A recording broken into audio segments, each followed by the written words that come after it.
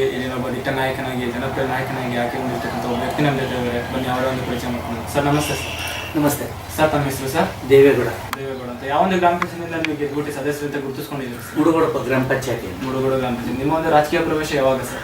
ನಮ್ಮದು ನನ್ನ ಪ್ರವೇಶ 1980ರಲ್ಲಿ.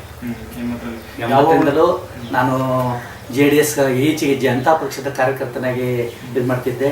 ಇತ್ತೀಚೆಗೆ JDS ಪಕ್ಷದ ಕಾರ್ಯಕರ್ತನಾಗಿ ಕೆಲಸ ಮಾಡ್ತಾ ಇದ್ದೀನಿ. ಯಾವ ಒಂದು ಉದ್ದೇಶ ಇಟ್ಕೊಂಡು ನೀವು ರಾಜಕೀಯಕ್ಕೆ ಪ್ರವೇಶ ಪಡೆದ್ರಿ ಸರ್? ನಾನು ಜನಗಳ ಸೇವೆ ಮಾಡಬೇಕು ಅನ್ನೋದು ಮೊದಲಿಂದಲೂ ಕೂಡ ನಾನು ಜನಸೇವೆ ಮಾಡಬೇಕು ಅಂತ ಅನ್ನೋ ದೃಷ್ಟಿಯಿಂದ ನಾನು ಸರ್ಕಾರ ಅಂದರೆ ಸರ್ಕಾರಿ ಇದನ್ನು ಬಿಟ್ಟು ಬೇರೆ ಪ್ರೈವೇಟ್ ಉದ್ಯೋಗ ಅಲ್ಲ, ಸರ್ಕಾರಿ ಉದ್ಯೋಗ ಅಲ್ಲ, ಅಂದರೆ ಪ್ರೈವೇಟ್ ಉದ್ಯೋಗದಲ್ಲಿ ಕೂಡ ಇದ್ದರೂ ಕೂಡ ನಾನು ಜನಸೇವೆಯನ್ನು ಮಾಡ್ಕೊಂಡು ಇಲ್ಲಿವರೆಗೂ ಕೂಡ ಜನಸೇವೆ ಮಾಡ್ಕೊಂಡು ಬರ್ತಾ ಇದ್ದೀನಿ. ನಿಮಗೆ ರಾಜಕೀಯದ ಬಗ್ಗೆ ಒಲವು ಯಾವ ಥರ ಮೂಡ್ತೀವಿ ಸರ್? ಒಲವು ಅಂದರೆ ನನಗೆ ಮೊದಲಿಂದಲೂ ಕೂಡ ರಾಜಕೀಯವಾಗಿ ನನಗೆ ಪ್ರೇರಣೆ ನಮ್ಮ ಶ್ರೀ ದೇವೇಗೌಡರು ಮಾನ್ಯ ಪ್ರಧಾನಮಂತ್ರಿಗಳು ಅವರ ಕೃಪೆಯಿಂದ ಅವರಿಂದ ಪ್ರೇರಣೆಯಾಗಿ ಅವರ ಮಾಡ್ತಕ್ಕಂಥ ಕೆಲಸ, ವಿರೋಧ ಪಕ್ಷದಲ್ಲಿ ಮಾಡಿರ್ತಕ್ಕಂಥ ಹೋರಾಡಿರ್ತಕ್ಕಂಥ ಕೆಲಸ ಇತ್ಯಾದಿಗಳ ಬಗ್ಗೆ ಇದು ಮಾಡಿ, ಮತ್ತು ಹಿಂದೆ ನನ್ನ ಫ್ಯಾಮಿಲಿ ಕೂಡ ಹಿಂದೆ ಹಾಸನ ಜಿಲ್ಲೆ ಹದಿಮೂರು ತಾಲೂಕಿನಲ್ಲಿ ಇಲ್ಲಿರ್ತಕ್ಕಂಥ ಇದೇ ಪ್ರದೀಪ ಗ್ರಾಮ ಪಕ್ಕದಲ್ಲಿರ್ತಕ್ಕಂಥ ನಿಗ್ನಳ್ಳಿ ಗ್ರಾಮದಲ್ಲಿ ನಾನು ಅಂದರೆ ನನ್ನ ಕುಟುಂಬದ ಪಟೇಲ್ ಮನೆತನ ನನ್ನದು. ಆ ಪಟೇಲ್ ಮನೆತನ ಅದರಿಂದ ಆ ಗ್ರಾಮದಲ್ಲಿ ನಾವು ಒಳ್ಳೊಳ್ಳೆ ಆ ಕಡೆಯಿಂದ ನಮ್ಮ ಚಿಕ್ಕಪ್ಪರಾಗಲಿ ನನ್ನ ಸಂಬಂಧಿಕರು ರಾಜಕೀಯವಾಗಿ ಕೆಲಸ ಮಾಡ್ತಿದ್ರು. ಆ ಪ್ರೇರಣೆಯಿಂದ ನನಗೆ ಆ ರಾಜಕೀಯಕ್ಕೆ ಬರಬೇಕು ಅನ್ನೋ ಉದ್ದೇಶ ಮತ್ತು ಜನಸೇವೆ ಮಾಡಬೇಕು. ಜನತೆಯನ್ನು ಇವತ್ತು ಎಷ್ಟೋ ಜನ ಬಡವರು ಇದ್ದಾರೆ, ಪ್ರತಿಯೊಬ್ಬರು ಇದ್ದಾರೆ, ಪ್ರತಿಯೊಬ್ಬರೂ ಕೂಡ ಸ್ಪಂದಿಸಿ ಅವರ ಕಷ್ಟ ಸುಖಗಳನ್ನು ಸ್ಪಂದಿಸಿ ಅವರಿಗೆ ದೊರೆಯತಕ್ಕಂಥ ಸೌಲಭ್ಯಗಳನ್ನು ಸರ್ಕಾರದಿಂದಾಗಲಿ ಯಾವುದೇ ರೂಪದಲ್ಲಿ ಆಗಲಿ ದೊರೆಯತಕ್ಕಂಥ ಸೌಲಭ್ಯವನ್ನು ಒದಗಿಸಿಕೊಡ್ಬೇಕು ಅನ್ನೋ ದೃಷ್ಟಿಯಿಂದ ನಾನು ರಾಜಕೀಯ ಆಗ್ತೀನಿ.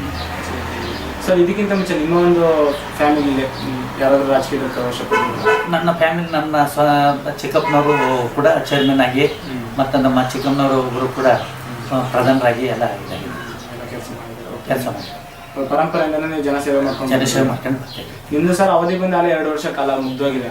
ಆ ಒಂದು ಕಾಲಾವಧಿಯಲ್ಲಿ ನಿಮ್ಮ ಗ್ರಾಮಕ್ಕೋಸ್ಕರ ಏನೆಲ್ಲ ಅಭಿವೃದ್ಧಿ ಕಾರ್ಯಗಳನ್ನ ನೀವು ಮಾಡಿದ್ದೀರಾ? ನಮ್ಮಲ್ಲಿ ಒಳಚರಂಡಿಗಳು ಇತ್ಯಾದಿಗಳು ಇದ್ದಾವೆ, ಪಕ್ಕದಲ್ಲಿ ಬಾಕ್ಸರಂಡಿಗಳು ಇತ್ಯಾದಿಗಳು, ಇನ್ನೇನು ಸಾಮಾನ್ಯವಾಗಿ ಸಂತೆ ಮೈದಾನ ಪಕ್ಕದಲ್ಲಿರ್ತಕ್ಕಂಥ ಕೆಲವು ಇದು ಕಸಾಯಿಖಾನೆಗಳು ಇತ್ಯಾದಿಗಳ ಬಗ್ಗೆ ನಮ್ಮ ಸದಸ್ಯರ ಜೊತೆಯಲ್ಲಿ ಒಡಗೂಡಿ ಕೆಲಸ ಮಾಡ್ಕೊಂಡು ಸರ್, ಇನ್ನೊಂದು 2 ವರ್ಷ ಕಾಲಾವಧಿ ಇದೆ ನಿಮ್ಮದು. ಆ ಒಂದು ಕಾಲಾವಧಿಯಲ್ಲಿ ಗ್ರಾಮಕ್ಕೋಸ್ಕರ ಬೇರೆ ಯಾವುದೆಲ್ಲ ಅಭಿವೃದ್ಧಿ ಕೆಲಸಗಳನ್ನ ಮಾಡಬೇಕು ಅಂತ ನೀವು ಅಂದ್ಕೊಂಡಿದ್ದೀರಾ? ಈ ಗ್ರಾಮಕ್ಕೆ ಈಗ ನಾವು ಎಲ್ಲರೂ ಸೇರಿ ಗ್ರಾಮ ಪಂಚಾಯಿತಿಯ ಹೊಸ ಕಟ್ಟಡವನ್ನು ನಿರ್ಮಿಸಬೇಕು ಅಂತ ಇದ್ದೀವಿ.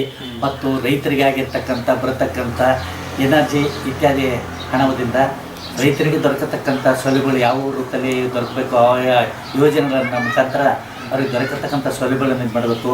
ಮತ್ತು ಗ್ರಾಮದ ಅಭಿವೃದ್ಧಿಯನ್ನು ಉತ್ತಮಪಡಿಸಿ ಪ್ರತಿಯೊಬ್ಬ ಬಡವರಿಗೂ ಕೂಡ ಮನೆಗಳನ್ನು, ಯಾರಿಗೆ ಮನೆಗಳಿಲ್ಲ, ಯಾರಿಗೆ ನಿವೇಶನಗಳಿಲ್ಲ ಅಂಥವುದನ್ನು ಕೊಡಿಸಿ ಅವರ ಅಭಿವೃದ್ಧಿಯೇ ನನ್ನ ಕೆಲಸ ಅಂತ ನನ್ನ ಕಾರ್ಯ ಅಂತ ತಿಳ್ಕೊಂಡು ನಾನು ಆದಷ್ಟು ಕೂಡ ಯಾರಿಂದಲೂ ಕೂಡ ಯಾವ ಒಂದು ಹಣಕಾಸನ್ನು ಪಡೆಯದೆ ಪ್ರಾಮಾಣಿಕವಾಗಿ ಕೆಲಸ ಮಾಡ್ತಿದ್ದೀನಿ. ಇನ್ನು ಮುಂದೆ ಮಾಡಬೇಕು. ಅದೇ ರೀತಿ ಅಭಿವೃದ್ಧಿ ಕೆಲಸಗಳು ಏನೇನು ಸರ್ಕಾರದಿಂದ ದೊರೀತವೆ ಆ ಸೌಲಭ್ಯಗಳನ್ನು ಬಡವರು ಕೂಡ ಪ್ರತಿಯೊಬ್ಬರಿಗೂ ಕೂಡ ಒದಗಿಸ್ಬೇಕು ಅನ್ನೋ ದೃಷ್ಟಿಯಿಂದ ನಾನು ಕೆಲಸ ಮಾಡ್ತೀನಿ ಅಂತ ಹೇಳಿ. ಸರ್, ನಿಮಗೆ ರಾಜಕೀಯಕ್ಕೆ ಬರೋಕ್ಕೆ ಸ್ಫೂರ್ತಿ ಅಥವಾ ಗುರುಗಳು ಅಂತ ಯಾರು ಇದ್ದಾರೆ ಸರ್? ನಾನು ಹೇಳಿದ್ದಲ್ಲ, ದೇವೇಗೌಡರು ಅಂತ. ಅವರೇ ನಿಮಗೆ ಒಂದು ರಾಜಕೀಯಕ್ಕೆ ಹೌದೌದು ಸರ್. ಮತ್ತು ಸರ್, ನಿಮಗೆ ಇವಾಗ ನೀವೊಂದು ಸ್ಥಾನದಲ್ಲಿ ಇದ್ದೀರ ಅಂದರು, ನಿಮಗೆ ಓಟಕ್ಕೆ ಗೆಲ್ಸಿರಕ್ಕಂಥ ಮತದಾರರೇ ಕಾರಣ. ನಮ್ಮ ಒಂದು ಮೀಡಿಯಾ ಮುಖಾಂತರ ನಿಮ್ಮ ಮತದಾರ ಬಂಧುಗಳಿಗೆ ಏನು ಹೇಳಕ್ಕೆ ಇಷ್ಟಪಡ್ತೀರಾ ಸರ್? ಏನು ಹೇಳಿ? ನೀವು ಇವಾಗ ಈ ಸದಸ್ಯರ ಸ್ಥಾನದಲ್ಲಿ ಇದ್ದೀರಾ ಅಂದ್ರೆ ಮತದಾರ ಕಾರಣ. ಹೌದೌದು. ನಮ್ಮ ಒಂದು ಮೀಡಿಯಾ ಮುಖಾಂತರ ಅವ್ರಿಗೆ ಏನು ಹೇಳಕ್ಕೆ ಇಷ್ಟಪಡ್ತೀರಾ ಸರ್ ನೀವು? ಈಗ ನನ್ನ ಇಷ್ಟ ಏನಂದರೆ, ನಾನು ಮಾಡತಕ್ಕಂಥ ಕೆಲಸಗಳನ್ನು ಒಳ್ಳೆ ರೀತಿ ಮಾಡಿ ಅವರು ಏನು ನನಗೆ ಗೆಲ್ಲಿಸಿ ಇವತ್ತಿನ ದಿವಸ ಈ ಸ್ಥಾನಕ್ಕೆ ಕೂರಿಸಿದ್ದಾರೆ. ಮುಂದೆಯೂ ಕೂಡ ಯಾವುದೇ ಒಂದು ಸ್ಥಾನವನ್ನು ಬೇಡಿದಾಗ ಅವರು ಒಗ್ಗಟ್ಟಿನಿಂದ ಕೆಲಸ ಮಾಡಬೇಕು ಅನ್ನೋದಿದ್ರೆ ನಮ್ಮ ಸೇವೆ ನೋಡ್ಕೊಂಡು ಅವರು ಕೆಲಸ ಮಾಡಬೇಕು. ಅದರಿಂದ ಅವರ ಕೆಲಸಕ್ಕಾಗಿ ಈಗೇನು ನನಗೆ ಗೆಲ್ಲಿಸಿದ್ದಾರೆ, ಈ ಕಾರಣಕ್ಕೆ ಈ ಸ್ಥಳಕ್ಕೆ ಕೂರಬೇಕಾದ್ರೆ ಅವರೇ ಕಾರಣ. ಆದ್ದರಿಂದ ನಾನು ಇನ್ನೂ ಉತ್ತಮವಾದ ಕೆಲಸ ಮಾಡಬೇಕು ಅನ್ನೋ ದೃಷ್ಟಿಯಿಂದ ನಾನು ಅವರ ಪ್ರೇರಣೆಯಿಂದ ನಾನು ಕೆಲಸ ಮಾಡ್ತಿದ್ದೀನಿ. ಮತ್ತು ಇನ್ನೂ ನಿಮ್ಮ ವಿಡಿಯೋ ಇದ್ರ ಮುಖಾಂತರ ನನ್ನ ಸೇವೆಯನ್ನು ತಿಳಿಸೋದ್ರಿಂದ ಅವ್ರಿಗೂ ಕೂಡ ಒಂದು ಇದಾಗುತ್ತೆ. ನಿಮ್ಮ ಇದಕ್ಕೆ ನಾನು ಚಿರಣೆ. ಸರ್, ನೀವು ಗ್ರಾಮ ಪಂಚಾಯತಿ ಬಂದ್ಬಿಟ್ಟು ಯಾವುದೇ ಒಂದು ವಿದ್ಯಾರ್ಹತೆ ಮಿತಿ ಇಲ್ಲ. ನಿಮ್ಮ ಒಂದು ಅನುಭವದ ಮೂಲಕ ಕನಿಷ್ಠ ಎಷ್ಟು ವಿದ್ಯಾರ್ಹತೆ ಪಡೆದಿರ್ಬೇಕು ಅಂತ ಹೇಳಕ್ಕೆ ಇಷ್ಟಪಡ್ತೀರಾ ಸರ್? ಈ ಗ್ರಾಮ ಪಂಚಾಯತಿ ಎಲೆಕ್ಷನ್ಗೆ ಸ್ಪರ್ಧಿಸ್ಬೇಕು? ಸಾಮಾನ್ಯವಾಗಿ ವಿದ್ಯಾರ್ಥಿಗಿಂತಲೂ ನನ್ನ ಅನುಭವದಿಂದ ಒಂದು ಪ್ರೈಮರಿ ಮಿಡ್ಲ್ ಸ್ಕೂಲ್ ಆದರೂ ಸಾಕು, ಸಂತೋಷ ಅಂತ. ಯಾಕೆಂದರೆ ಇವತ್ತಿನ ದಿವಸ ಯಾರೇ ಗ್ರ್ಯಾಜುಯೇಟು ಪ್ರತಿಯೊಬ್ಬರು ಕೂಡ ಉದ್ಯೋಗದಿಂದ ಏನು MA ಮಾಡ್ಕೊಂಡು ಬಂದಿರಲಿ ಅಥವಾ ಡಿಗ್ರಿ ಯಾವುದೇ ಮಾಸ್ಟರ್ ಡಿಗ್ರಿ ಆಗಿರಲಿ ಯಾವುದೇ ಆಗಿರಲಿ, ಅವ್ರು ಮಾಡ್ತಕ್ಕಂಥ ಕೆಲಸದ ಮೇಲೆ ಏನು ಹೇಳಿ ಅವರ ಮಾಡ್ತಕ್ಕಂಥದ್ದು. ಯಾಕೆಂದರೆ ಯಾವುದೋ ಉದ್ಯೋಗ ಓದಿಬಿಟ್ಟು ಮಾಡೋದಲ್ಲ, ಅವ್ರ ಅನುಭವ ಇದೆಯಲ್ಲ, ಆ ಜನಗಳನ್ನು ಸ್ಪಂದಿಸ್ತಕ್ಕಂಥದ್ದು, ಜನಗಳನ್ನು ಕಂಡು ಪ್ರತಿಯೊಬ್ಬರು ಬಡವನೇ ಆಗಿರಲಿ ಶ್ರೀಮಂತನೇ ಆಗಲಿ ಅವ್ರಿಗೆ ಬಂದಿರತಕ್ಕಂಥ ಜನಗಳನ್ನು ಸ್ಪಂದಿಸಿ ಮಾತಾಡಿಸಿ ಅವ್ರ ಕಷ್ಟ ಸುಖಗಳನ್ನು ಸ್ಪಂದಿಸ್ತಕ್ಕಂಥದ್ದೇ ಮುಖ್ಯ ಹೊರತು ಉದ್ಯೋಗ ಇದಕ್ಕಿಂತ ಏನೋ ಎಜುಕೇಷನ್ಗಿಂತ ಅವನ ಅನುಭವ ಇದೆಯಲ್ಲ, ಅನುಭವ ಮುಖ್ಯ ಹೊರತು ಅವನ ಎಜುಕೇಷನಿಂದಲೇ ಇದಾಗುತ್ತೆ ಅನ್ನೋದಕ್ಕಿಂತಲೂ ಅವನಿಗೆ ತಿಳುಮಟ್ಟಿಗೆ ಸಾಧಾರಣ ಒಂದು ಸೈನ್ ಹಾಕೋದು ಅಥವಾ ತಿಳುವಳಿಕೆ ಓದತಕ್ಕಂಥ ಪತ್ರಗಳನ್ನು ಓದತಕ್ಕಂಥ ಶಕ್ತಿ ಇದ್ರೆ ಸಾಕು.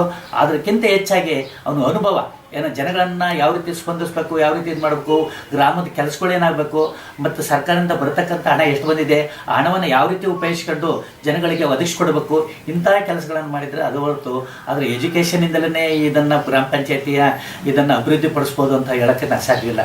ಇವತ್ತು ನನಗೆ ಮುಂಭಾಗದಲ್ಲಿ ಕೂತಿರ್ತಕ್ಕಂಥ ರೈತರನ್ನು ಕೇಳಿದರೂ ಕೂಡ ಈತನೂ ಕೂಡ ಇಲ್ಲಿ ನಿಂತಿದ್ದಾರೆ, ಆತನು ರೈತ.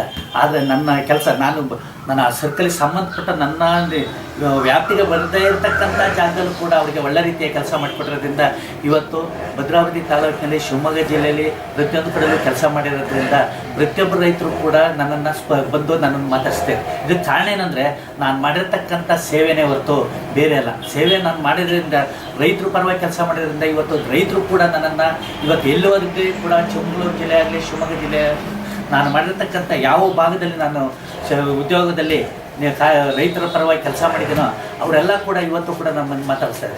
ನಾನೇನಾದ್ರು ಒಂದು ಪಕ್ಷ ನಾನು ಹಣಕ್ಕಾಗಿ ಯಾವುದೇ ದುರುಪಯೋಗ ಟೈಪ್ದಲ್ಲಿ ನಾನು ಕೆಲಸ ಮಾಡಿದರೆ ಇವತ್ತು ನಾನು ಯಾವ ನಿರುದ್ಯೋಗಗಳ ಅಂದರೆ ನಿವೃತ್ತಿ ಆದ ನಂತರ ಯಾರೂ ಮಾತಾಡ್ಸೋಲ್ಲ.